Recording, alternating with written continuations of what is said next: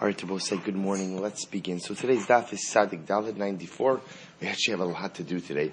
We are picking up at Sadik Gimel Beis 93b, and we're picking up at the Bar'ada Sabula, which is about 2, 4, 6, 8, 10, 12, 14, 16, 18, 20, 22, 24 lines up from the bottom. A lot to do today. So it says the Gemara, Bar'ada Sabula Havikama Aver Chiyusa Agam Lo Dinarish. So Bar'ada Sabula, that's his name, was crossing animals across the bridge, literally of the river Narash. So one animal pushed the other, and the pushed animal fell into the water and drowned. So again, the shepherd came before Rav Papa to figure out what is his level of liability. So Chayve. And Rav Papa said that he was Chayiv. So to which the shepherd said, but what should I have done? In other words, I was crossing the animals. What should I have done? You should have crossed the animals one at a time. In other words, the reason that one animal was able to push the other was because they were walking in pairs. You should have crossed the animals one animal at a time.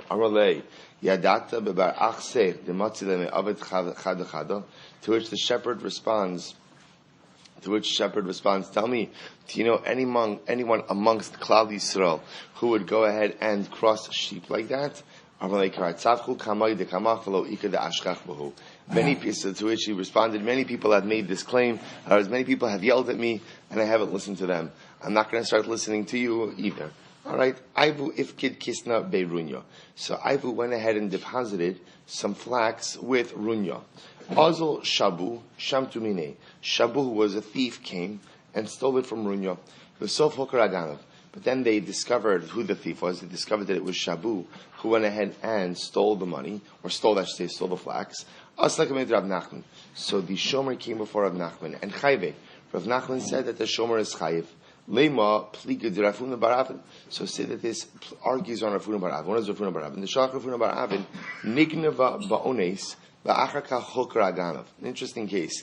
If, let's say, an object was stolen, and then afterwards the thief was identified, im shomer chinam hu, say if the shomer is a shomer chinam, ratza nishpa ratza osi, he could swear that the item was stolen and absolve himself from responsibility, or he can go ahead and pay the owner of the object and recapture the loss from the ganav, im shomer socher hu.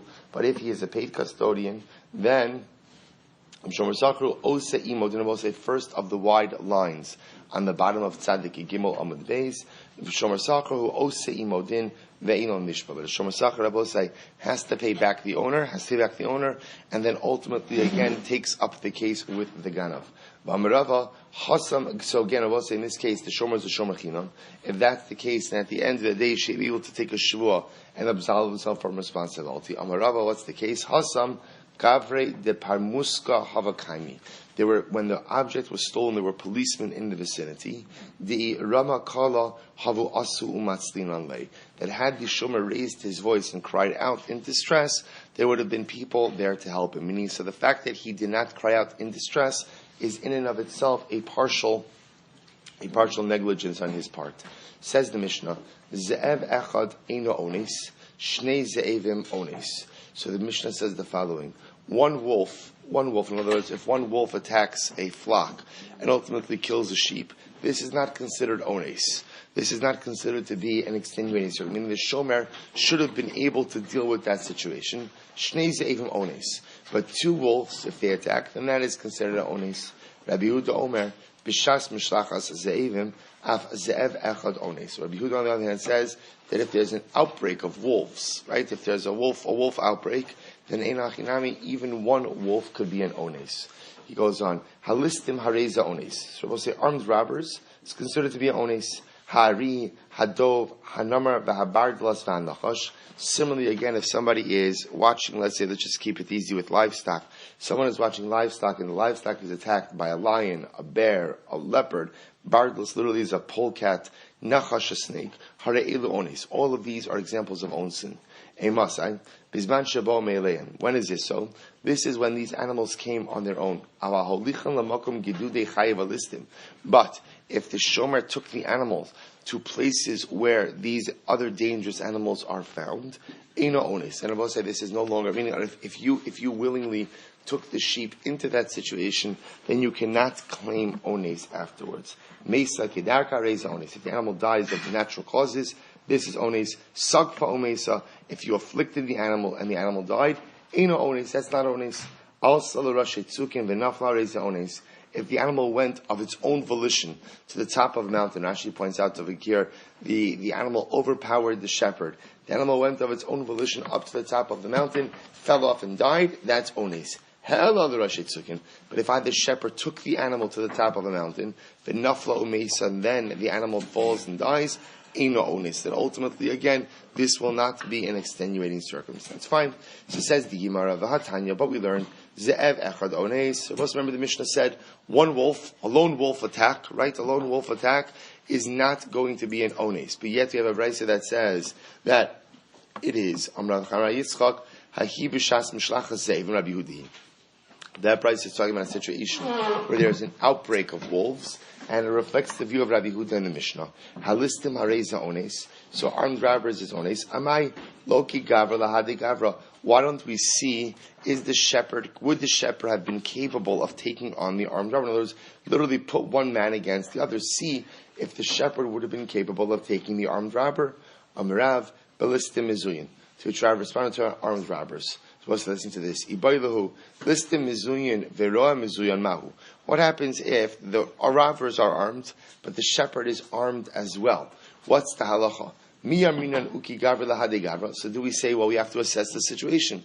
We look at the strength of the shepherd, we look at the strength of the sheep, and we ask ourselves, would the shepherd have been able to stand up to this threat? We'll say, listen to this. O Dilma, hi masar nafshe, v'hai lo masar nafshe. We'll say, do we say the following? There's something to be learned from a ganav. What can you learn from a ganav? Mesiras nefesh, right? A ganav is often willing to give anything, right, including his own life, in order to be able to secure the possibility of a payout. The shepherd, on the other hand, at a certain point he says to himself, what? This is a job. This is a job. I love it, right? The people are very nice, the sheep are very special, right? My employer is very kind to me, but this is a job, and I'm not going to go ahead and risk my life for it. To which the Gemara says, it's a very, very incredible yisod, mistabra, to which the Gemara says, so it turns out that it appears a ganav is willing to be moser nefesh for his profession. A ganav is willing to do anything and everything he needs to do. And by the way, that's kill or be killed. That's why the halacha is hababa machtaras. That if somebody goes ahead and tries to steal from you in the middle of the night, that the Torah gives the victim the license to kill the perpetrator. Why? Because the assumption is that a ganav is coming to kill or be killed, meaning he's ready to do whatever it takes in order to go ahead and steal this object. On the other hand, the shepherd, as dedicated as he may be to the flock, at the end of the day, it's a job, and he's not going to give his life. Listen to this. So it's Ashkechei Rava, Amrle Gan Vasarya. So listen to this. We'll say, Abai says to Rava, what about the following case? About a shepherd who runs into a ganav, and he calls him Gan Vasarya. Gan Vasarya also means like literally dirty thief. You low life. Beduchta Plain Yasin. We have a whole encampment of shepherds with flocks in a particular place, top of Tzadik Dalet, 94a. Kach v'kach gavri ika b'hadan. There are so and so number of men with us. Kach v'kach kalbi ika b'hadan. There are so many dogs with us. Kach v'kach zuksa, right? Psikalan. We have a certain number of men who have slingshots. So what does he do? So the shepherd is taunting the ganav. Say, you think you're such a ganav, you think you're such a big shot, you're a low life, right? Here we are, we have all these sheep and all these flocks, and we have so many, and we have this number of men, this number of dogs, this number of security guards. He gives him essentially all the information about their encampment, and then what happens? Va'azal b'shakal minei. The ganav shows up and steals sheep. So what's the halacha, I will say? In other words, do we claim that is an ones or not? To which the Gemara says, Amrlei hare holchin hare holichan lemakom gidude chaye ulistim. To which the Gemara responds, to which Rava says back to Abaye, this would be the equivalent of taking your flock into a dangerous area. In other words, the case of ones is when you do not invite the circumstances upon yourself. But just like if you were to purposely walk into a place, you were to take your sheep to graze in a place that you know is plagued by thieves, and one of the sheep were to be stolen, you can't claim ones. So too, again, if you invite these circumstances upon yourself by going ahead and by divulging all of this information to the Ganav, and then the object is stolen, you will be chayav for that as well. Says the Mishnah, Masna shomer chinam lihios pater mishvua, v'shua lihios pater milashali. No, say schar v'asorcha lihios pater mishvua milashali. Listen to this. So the first part of the Mishnah seems to say that if I want to set up an arrangement with someone, I could make it a conditional. In other words, I'm a shomer chinam. I'm an unpaid custodian. So what happens? What's the halacha normally with an unpaid custodian? If something happens to the object, what do I have to do? I take a shvuah that I was not negligent. And once I take that shvuah, I'm freed from all responsibility. So what if I go ahead and I make a condition? I say, Reuven, you want me to watch your object? That's fine, I'll be a shomer chinam.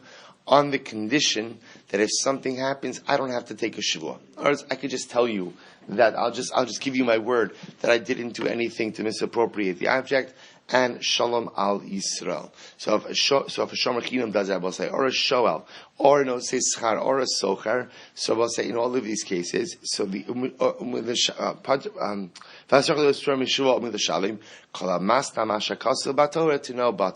we'll say. So again, the first part of the Mishnah seems to indicate that if the shomer makes this type of t'nai at the beginning of the arrangement, it works. Then, interestingly enough, the Mishnah comes along and espouses another concept, that whoever makes a t'nai, whoever makes a t'nai in a way that runs contrary to Torah law, such a t'nai is batal. V'chol t'nai sheyesh bo ma'isa b'tchilaso t'nai batal. I'll say furthermore again, remember every t'nai has a Tanai and a Maisa. The Tanai is the condition. The Maisa is the action that has to be fulfilled. So the way it's supposed to work in a classic Tanai is that the Tanai itself comes before the Maisa. What if you went ahead and you put the Maisa before the Tanai? So the halach is Tanai batal. The Tanai is batal. V'chol she'ef shalo l'kaimo b'sofo visna imo mitchilaso Tanai kayim.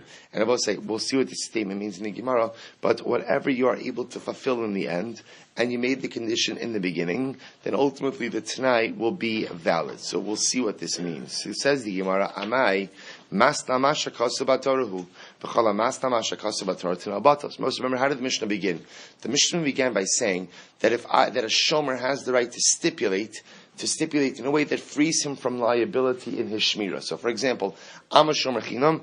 I could go ahead and make a condition. I will watch your object on the condition that if something happens to it, I don't have to take a shvuah to free myself from liability. But ask the Gemara, why should that work? At the end of the day, is this not making a condition on something that is written in the Torah? Because also remember again, Torah says that a shomer chinam has to go ahead and take a shvuah. You're making a tanai on something that's written in the Torah. It should be the tanai, should be batal. To which the Gemara says, Hamani Rabbi Huda Hida Amar B'davar Sheba Mamon Tano Kayim. Oh, this reflects the view of Rabbi Huda. Rabbi Huda is of the opinion that when do we say Masna Masha Kasabator Tano Batal?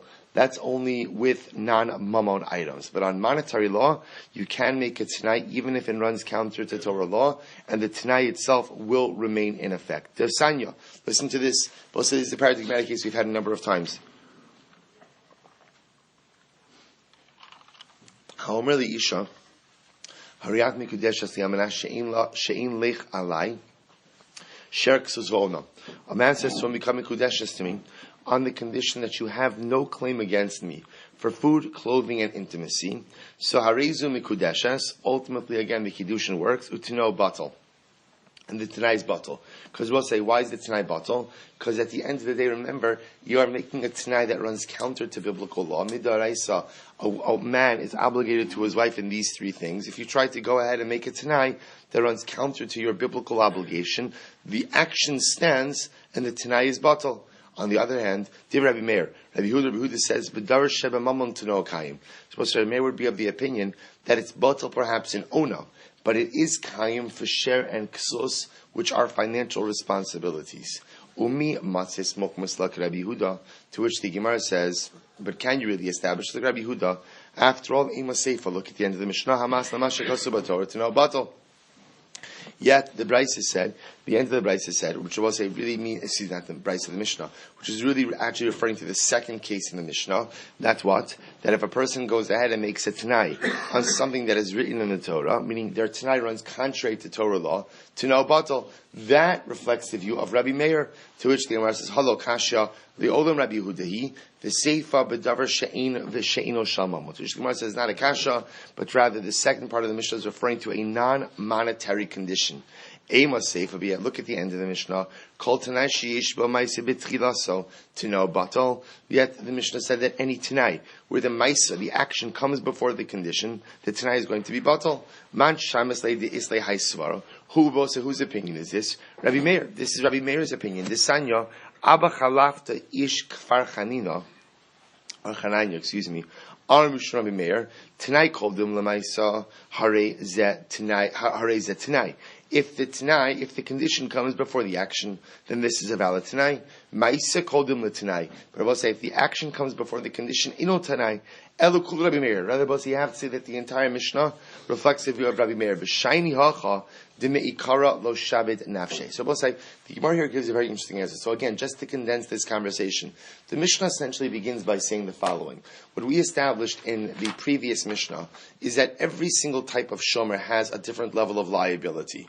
What happens if I go ahead and when I accept upon myself the shmira, I go ahead and I say, I accept the shmira, but with limited liability. So for example, as a shomer chinam, let's just keep the easiest case. As a shomer chinam, so I have limited liability, but in order to free myself from liability, what do I have to do? I have to take a shavua. So I say, Reuven, you want me to watch your object as a shomer chinam? No problem. I will watch your object on the condition that if something happens to the object, I don't have to take a shavua to free myself from liability. In other words, I'm going to tell you, I'm going to give you my word that I did not do anything wrong, and you're going to accept my word as definitive. To which the Gemara asks, how can you do that? That's masna amasha kasav batorah. Are you not going ahead and making a tanai that runs contrary to Torah law? Torah says that a shomer chinam has to take a shavua in order to free himself from liability. So are you not making a condition that runs contrary to Torah law? To which the Gemara essentially says the following. The Gemara gives two possible answers. One possible answer is Rabbi Yehuda, right? That we say Masnamash Chasa Torah to know batal except by Davar Sheba Mamon. The other possibility, which seems to be the Gemara's final conclusion, which is much simpler, is we'll say, look, these are contracts. Meaning these are relationships. And at the end of the day, if I say to Reuven, I'm willing to watch your object, but I'm not going to take a shvuah if something happens to it, and Reuven agrees with that, we have the right as parties to negotiate the terms of the shmira. Meaning, I am saying to Reuven, I am not willing to commit to a shvuah. You can take it or leave it. Meaning, you don't have to agree to this. If you want the shomer chinu is going to take a shvuah, I absolutely understand. I'm not doing that. I have the right to dictate the terms of my involvement, and Reuven has the right to take it or leave it. Tana umasna shomer sachar liyoshke shoel. So remember again, the Mishnah also said, or actually the Bryce also here says that a shomer sachar could stipulate to be like a shol, to be like a borrower. B'mai, so the Gemara says, b'mai, how is he making that stipulation? B'dvar. Both say it just is done through a verbal agreement. Amar Shmuel b'shakano mi'ado. Shmuel says no, it has to be done through a ma'aseh kinyan. And Yochanan Amar afilu tema b'shlo kano mi'ado, even without a ma'aseh kinyan. Ba'hi hana'a dekanothic le'kala de'inish mehennohu gomar u'mishabed nafshe. So both say, so wonder to yourself, why would a shomer sachar ever go ahead and want to take on the liability of a shomer, of a shoel? Remember, shoel has the greatest level of liability, right? He shows chayim for everything. So why would a shomer sachar ever want to be like a shoel? So what's it to which the Gemara says, because there's a benefit to him. What's the benefit? The benefit is that if word gets out that he's a trustworthy individual, that'll be good for business. But sometimes I could be a shomer sachar for business, right? That's my parnasa. So if word gets out that I'm the kind of guy that's willing to take on heightened liability like a shoel, then that'll be good for business. That has a financial value to me, and because of that, or I should say, in response to that financial value, I'm willing to go ahead and be meshabed myself for heightened liability. The chosher shalakama b'sofo, and we'll say any time that can be fulfilled at the end is going to be valid. Amarav Tavla, Amarav Zudiv Rabbi Yehuda ben Tema, Avachom Chomse, Afa Pishi, Efshalo, the Kaima B'Sofo, V'Histalav Mitchila. So, Tano Kayim. The Chomar on the other hand say that even a Tanai, that one cannot fulfill in the beginning, but you made the Tanai ultimately, in the end, which made the Tanai in the beginning, the Tanai will be Kayim. The Tanai will be valid. Now, what's an example of that? The Sanya. Listen to this. A man says to his wife, this is your get on the condition that you ascend to the heavens. Now, we'll say, now that doesn't mean drop dead, right? Right? What that means over here is he's attaching some type of impossible tonight to it. That's the point, right? This is your get on the condition that you ascend to the heavens. Amanas sheterdi litahom, right? On the condition that you go to the depths. Okay, there's nothing colorful in that either. Meaning, the idea over is he's saying this literally. So the Gemara says, what's the halacha? Amanasha tivli kana shalmei ama, on the condition that you swallow a reed of 100 amos. Amanasha tavri es hayam hagadol b'raglecha, on the condition that you go ahead and you walk on water. So right, we'll say, so in all of these cases, niskayim hatanai. So niskayim hatanai, harei zaget. So if she fulfills the tanai, the get is good. Lo niskayim hatanai, ain't no get. But if she does not fulfill the tanai, the get is not good. To which Rabbi Yehuda ben Tema says, what are you talking about? Kazeh get. Rabbi Yehuda says, no. A tanai is only valid, Rabbi say, when it's a possible tanai. When the tanai is clearly impossible, then what we do is we go ahead and we operate essentially as if the tanai does not exist and the action itself stands. So in this kind of situation, what we will say is that the get is a good get and the tanai simply falls off. Klal Amri Yehuda ben Tema. So what's Rabbi Yehuda ben Tema said as klal? What's the klal? Kol shi efshal l'kaimo b'sofo. This lam b'tchilas. So we'll say any tanai that can't really be fulfilled at the end of the day, even though you included this tanai as part of the negotiations from the beginning. Nevertheless, eino ela kemafliga. We'll say we consider it that simply the person who made the tanai is just shepherding. So, for example, in this case, when a man says to his wife, "This is your get on the condition that you go up to the heavens, you go down to the depths, you walk on water, whatever it is." We assume that he's just bothering her. He's just trying to make her life difficult. And as such, again, the tanai essentially falls off, and the get will be a valid get. And it's not just by gittin. Rabbi Yehuda ben Tema says, it's interesting, that in Pirkei Avos, he's not referred to as Rabbi Yehuda, right? He's just referred to as Yehuda ben Tema, which is interesting. A discussion for a different time. In any event, so says the Gemara, so it says, so that whenever you have an impossible tanai, the impossible tanai falls off, and the Maisa stands. So the Gemara says, our Mishnah supports this view as well, because what does our Mishnah say? Any tanai side that one could accomplish at the end, right? In the end, and he makes that tanai in the beginning to know kayim. So we'll say, what do we see from the Mishnah? The Mishnah essentially says any tanai that at some point in time you will be able to go in and fulfill will be a valid and binding tanai. But any tanai that is impossible to fulfill ultimately again does not become binding shmana. And I will say that is indeed how we paskin halacha l'maisa. If a person attaches an impossible tanai to a particular situation, we view that tanai as totally inconsequential. We assume kimafliga, he's just trying to make the person's life a bit difficult. The tanai falls off, and ultimately the action stands. So we'll say Mazel Tov, Handrin Allah Hasochar Es Hapolim. Mazel Tov. Now I begin again the next Mishnah. Hashol Es Hapara. Hashol Es Hapara. So we'll say a person goes there. Now we're going to speak a little bit about a shoel, a borrower. Now remember, we'll say out of all of our shomrim, the shoel has the greatest level of liability because the shoel is chayiv in everything. In everything. We're going to see with one interesting exception. So Hashol Es Hapara, I go ahead and I borrow a cow. V'sha'ol ba'aleha ima. And I borrow its owners along with it. I will say, what does that mean? So the simplest case over here would be, I borrow a cow to work my field. But I'm borrowing the cow, but I'm also, quote unquote, borrowing the owner. So in other words, I'm hiring the owner of the cow to go ahead and work with his animal on my field. V'sha'ol ba'aleh, so I can either borrow the services of the owner, sachar ba'ala imo, or I borrow the cow and I hire the owner of the cow to work with his animal, right? Or sha'al habaylim, sachran, va'aragach shalas apara umesa. So we'll say, I borrowed the owners, or I hired the owners, and then afterwards I go ahead and I borrowed the cow umesa, and then the cow died. Potter. So we'll say I'm going to be potter. Why? Shene emar im ba'alov imo lo yishalim. So we'll see what we're going to see over here is the following. This is called the P'tur of Ba'al of Imo. Ba'al of Imo means that if I'm a Shoel, I have responsibility for anything and everything that happens to that animal. But if whatever happens to the animal happens while the owner of the animal is present, then I, the Shoel, am going to be Pater. That's the Halacha Ba'al of Imo. What the Mishnah Rabbosai is framing is the following. That is only true if the owner was brought into the picture either before the cow, before the animal, bless you, or simultaneously with the cow. Again, we'll define this more in the Gemara, but look at the next case, the Mishnah, Amud Beis.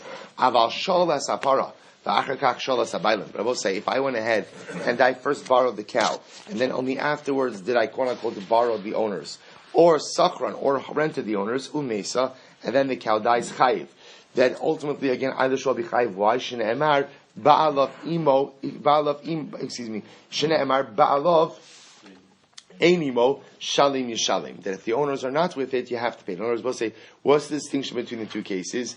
In case one, there was either simultaneity, right? Either I rented, or I should say I borrowed the Bailim and the Par at the same time, there was simultaneity, or the owners were first and then the Par afterwards. So the owner either came on the picture at the same time as the Par, or before the Par. In case number two, the Par came first, owners came second. As the Mishnah is teaching, and we'll see where we are, how we arrive at this halacha, the P'tur of Ba'al of Imo only applies in case one, where the owners were there either before the Par, or simultaneously with the Par. But if the Par came first and the owners only came afterwards, when something happens to the cow, to the animal, even though the owners are present at that time, the show will still be chayiv. Says the Gemara, Mediktani Seifa v'achar kach shalas hapara. So from the fact that the Seifa said that the achar kach shalas hapara, that the owner was there first, and then afterwards you went ahead and you rented or you borrowed the cow. Mechlal dereisha diktani ima mamish. So we can infer from that the first case is where literally again I borrowed the cow and the owner simultaneously. To which the Gemara says an interesting idea. Ima mamish. So the Gemara says mamish mimishka. Excuse me. Diktani ima mamish. So ima mamish mimishka chasla. We'll say, is it ever possible to quote unquote borrow?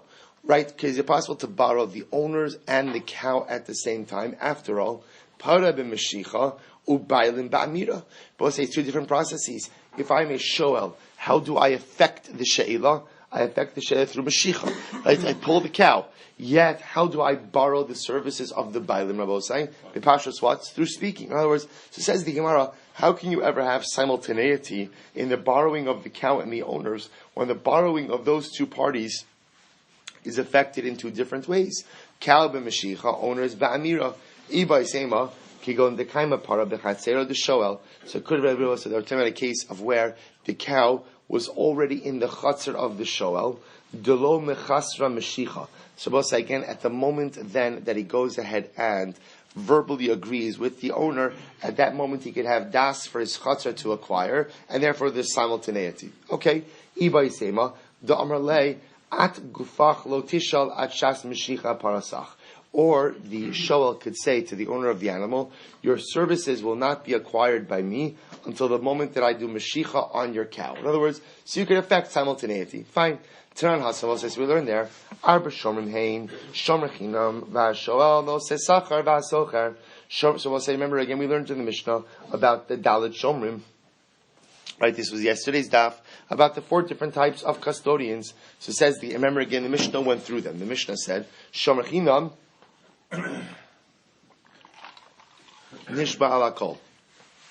So Shomer Chinam, ultimately again, if something happens to the animal, he takes a shvuah and frees himself from liability. Vashoel, Mishalim esakol, and the shoel has to pay for everything. Meaning the shoel is chayv in everything.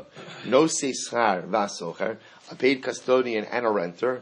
Nishboin ala shvura va'ala shvuya va'ala mesa. So they swear concerning an animal that broke, literally let's say a limb broke, or was taken captive, or it died. And I will say those are considered to be extenuating circumstances, right? So I'm sorry. So nishban ala shvura v'ala shvuya va'ala mesa. So they swear in those cases because those are considered to be onsin. But they pay for geneva and aveda. Right? They pay for any animal that is stolen or lost. So minahani mili the Tana Rabbanan. So we'll say. So I'm sorry, minahani mili. So where do we know this from? In other words, from where do we learn about all the liability of the various shomrim? The Tana Rabbanan, because we learned. Parsha Rishon. And I remember I will say the parsha of Shomrim is all in the parsha. The parshas of the Shomrim are in Mishpatim Perek Chaf Beis, Shmos Chaf Beis.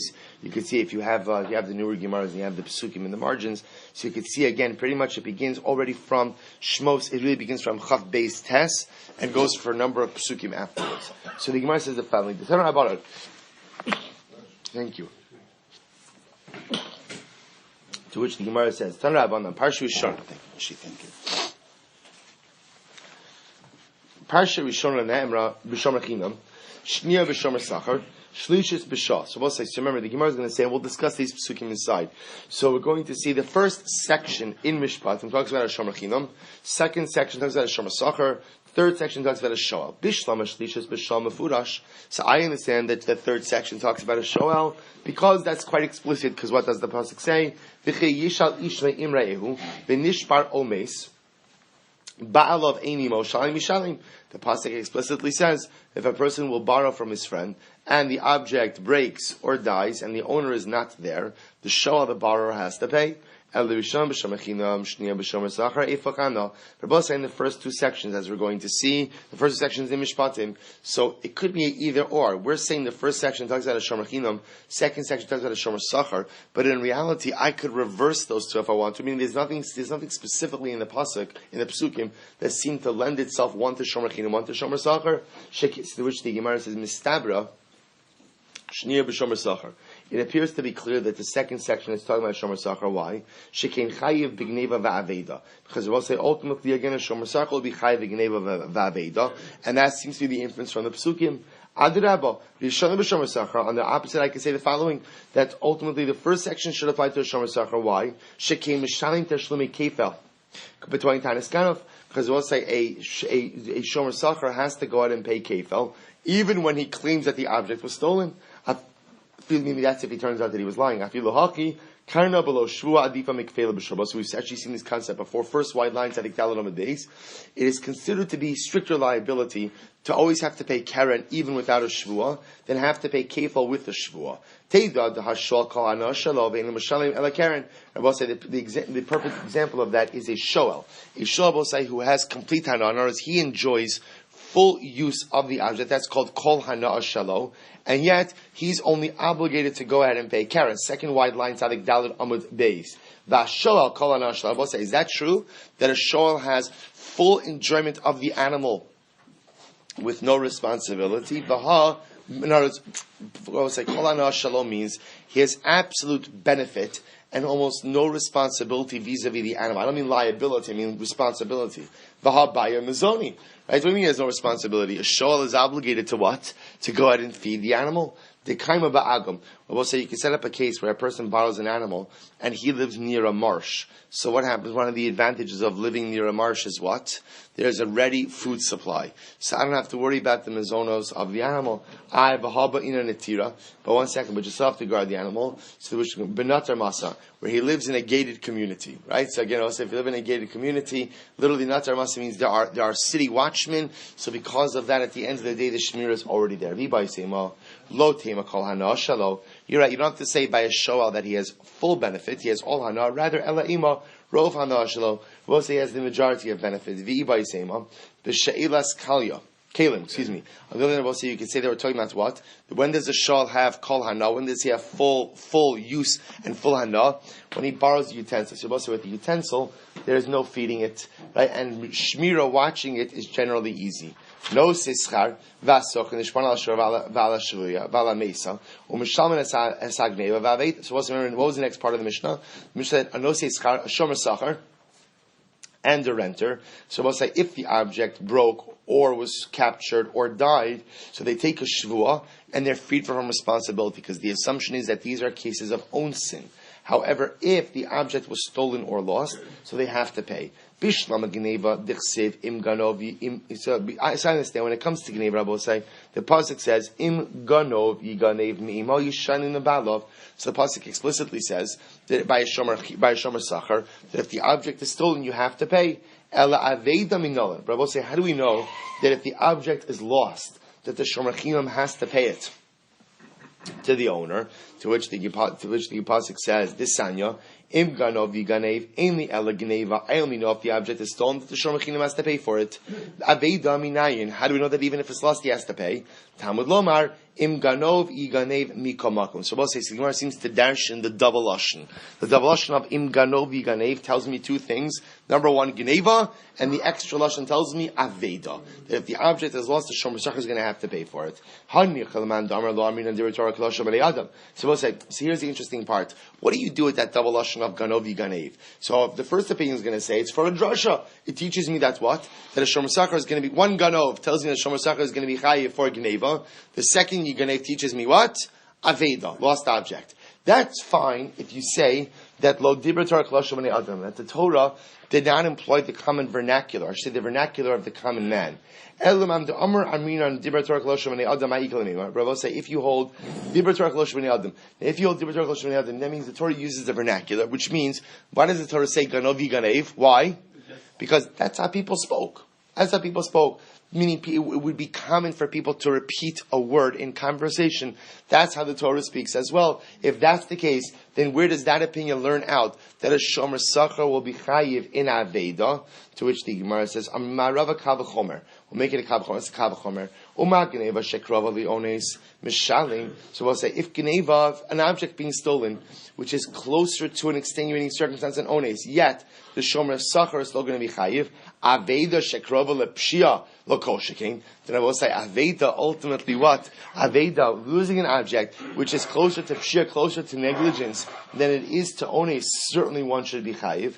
The idach, about another opinion will say, milsa da'aseh b'kavachomer tarch v'kasev l'kra, that even though you can learn this out from a kavachomer, Rabosai, nevertheless the Torah still goes out of its way to go ahead and write it. So I'll say, so bottom line, what we've established is the following, that a shomer sacher will be chayiv for geneva and aveda. So if the object is stolen or lost, shomer sacher has to pay. Where do we learn it out from?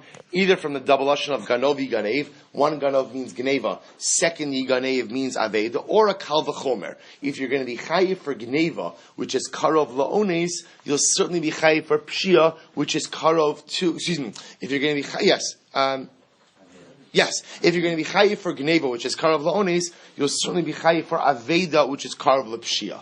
To which the Gemara says, what's the next case? V'ashol mishalim esakol. So remember again, the next case in the Gemara was the shoel has to pay for everything, right? The shoel has complete liability. So bishlama shavura umeisa dechsev v'chi yishal ishamin re'ov v'nishbar omeis. So I understand if the object is broken or it dies. Let's say the shoel borrows an animal and the animal breaks a limb or it dies. I understand the shul has to pay for that because that's explicit in the pasuk. Ella shavuya b'shol minalan. Let's say, but if the animal is taken captive, how do I know that a shul is chayav for that? The chitema nelif mishvura. Maybe you'll say you should learn it out from shvura. The fact that if the animal breaks, you have to pay for it. So to shvuya. To which the Gemara says, nelif mishvura umeisa. Malashvura umeisa shekin onsa disalagadaita. So let's say here's the difference. Shvura and mesa, although they are extenuating circumstances, they're things that are foreseeable. Animals die and limbs break. So because of that, maybe that's the type of onis for which a shoel is chayiv for. Tomar b'shvuya shekin onsa de lo salakadaito. When it comes to also to an animal being taken captive, that's not such a common occurrence. That's not such a common occurrence that a person would have das for. Ella, rather, so how do I learn out that a shoel is going to be chayiv for shvuya? Ella ne'emra shvura umeisa b'shoel, v'ne'emra shvura umeisa b'shomer sacher. Rather, Rabbi says it says shvura umeisa, the animal is broken or dies by a shoel, and it says shvura umeisa b'shomer sacher. Ma lahalon shvuya imo. Both say just like by a shomer sacher, ultimately again shvuya is included. Afkan shvuya imo. So too over here by shoel shvuya is included as well. But says the Gemara, how can you make that kavachomer? Ikala mifrach. Malu shomer sacher shekin liftar. We'll say, remember again, by shomer sacher, shvuya is included in the cases of onsin that a shomer sacher will be putter on. Tomer b'shoel shekin lechiyuv. We'll say in shol you're trying to include shvuya as what? As a case of liability. Ella Rabbi Nasan. Rather, you have to say it's like Rabbi Nasan. What does Rabbi Nasan say? We'll say this will stop. The sign Rabbi Nasan Omer, O l'rabos shavuya. So we'll say Rabbi Nasan says When the pasuk says v'nishbar o mace, v'nishbar o mace. Rabbi Nassan says the o comes to include a case of shvuya, where the animal is taken captive, that will be a case ultimately again with the shul will be chayiv for as well. Hi omi b'alei l'chalek. But 1 second, we need that o. We need that o to distinguish between shvura and mesa. Why? The sakadai tchanina ad mitbura umesa lo mechayiv. I would have thought Rabbosai that really the Torah says the following: when are you chayiv for shvura umesa? That's only if first the animal. When am I chayiv if the animal breaks, so to speak? That's only if the animal breaks and then dies. But if the animal just breaks, perhaps the shul will not be chayiv. Therefore, again, Kamash Shmuel, no, the O tells you that what? Shavura O Mesa. That Shabbos say whether the animal breaks, meaning suffers a breakage, or dies, even if the animal breaks but does not die, he's still going to be chayiv in that case as well. We'll stop over here for today. We'll pick up with, we did a lot today, Baruch Hashem, we'll pick up with Hanicha L'Rabbi Yonasan. Shabbos say, so bottom line, what we've proven so far is we've proven the halachas of Shomer Chinam, we've proven the halachas ultimately by Shomer Sachar, and now we're in the midst of proving the liability of Shoel, and Meretz Hashem to be continued tomorrow. Shkoyach.